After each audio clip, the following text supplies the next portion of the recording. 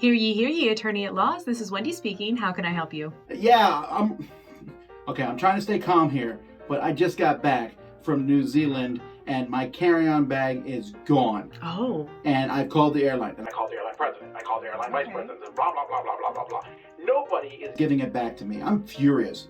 I had hats in that bag. I had games in that bag. I can't tell you everything else in the bag. It's not important right now. I want to sue. I want to sue. I'm sorry. It sounds like you've got a lost case. Hi,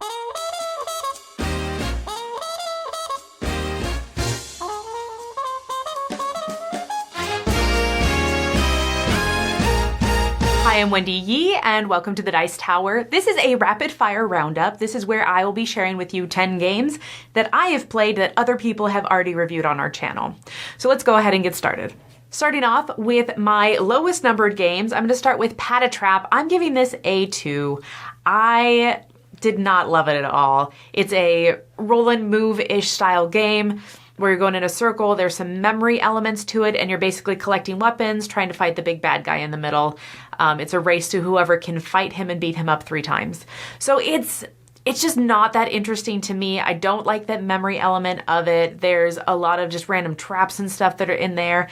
I could see that maybe certain children would like it, but at the end of the day, my daughter didn't love it, and I really had no fun playing it.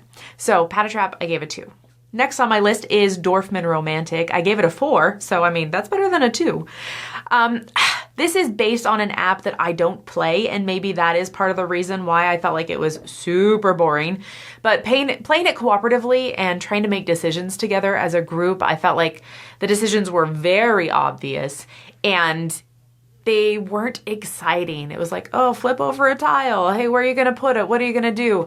I really didn't enjoy it. I thought it was super boring, super basic. I know there's probably tons of people that love it and think that it's zen and streamlined and whatever, but to me at the end of the day, like I would rather play it solo, and then I would still just rather not play it. So that's why I got a 4. Up next on my list is Big Top. This is a closed auction game with a cool carnival theme.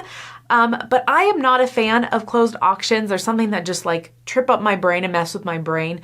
But on top of this, it had an interesting element where you are trying, as you're making bids, you're able to put coins on cards. And you want to have coins on cards that you get to collect and you take so that you can score them later, because they don't score unless they're completed. So essentially, as you're bidding, you're completing cards for the person who will eventually win them so that they can score them more easily. But as you're doing so, you are maybe not going to get them, and so you're investing in potentially other people's rewards. It sounds interesting on paper, but at the end of the day, I didn't really enjoy it, which is why I gave it a 5. It's not something I'm ever going to come back to.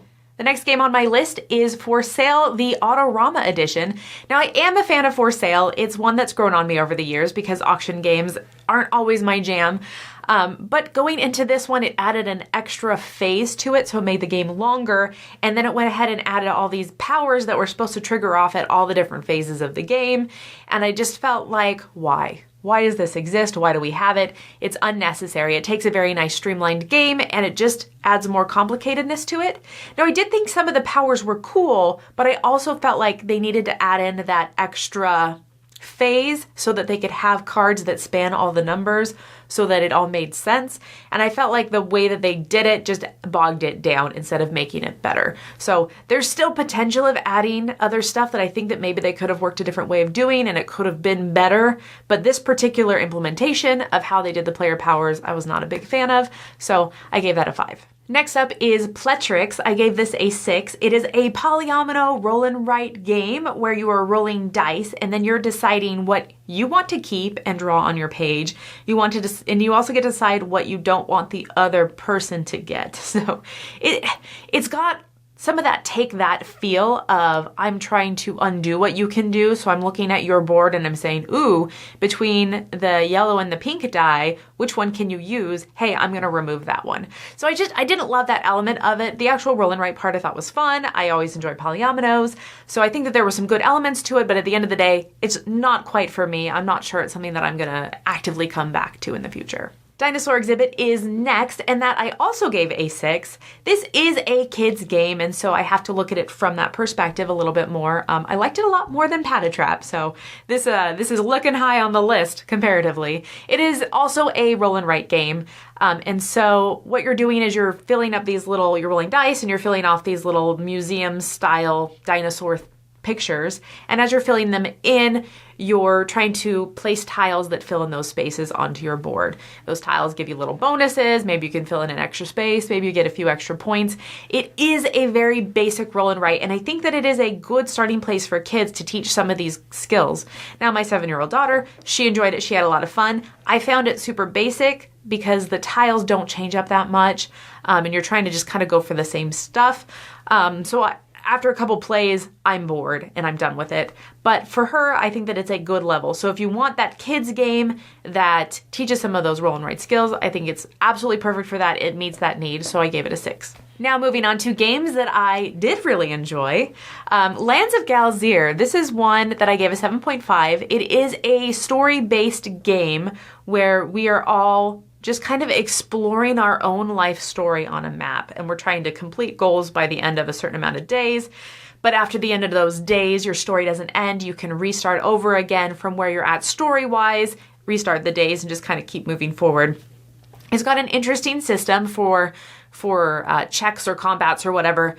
You're able to increase little bits of your skill power. Like, I think that it's a nice simplified version of other things like D&D and whatever, where you have all of these different skill powers and stuff that you're rolling for. It does have a good streamline. I think that there's some really cool upgrades and abilities that you can get as you go throughout the game so that you can be super strong at this or this specific other thing you can do with all these extra benefits.